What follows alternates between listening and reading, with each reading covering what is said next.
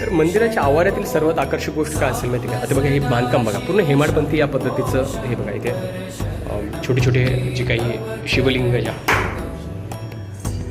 त्यांची रचना बघा, अत्यंत प्राचीन अशी झाडं आहेत. म्हणजे हे भागीरथ कुंड, या कुंडामध्ये वर्षभर बघा कसं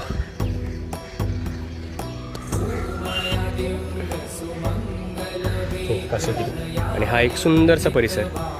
तर राजगुरुनगरमध्ये सिद्धेश्वर हे एक मुळातच असं धार्मिक मंदिर नाही, तर एक निसर्गरम्य, निसर्गाची जपवणूक करणारं, त्यातल्या एक इथे लोकांच्या आस्थेचं असं एक पवित्र ठिकाण आपल्याला दिसून येत आहे.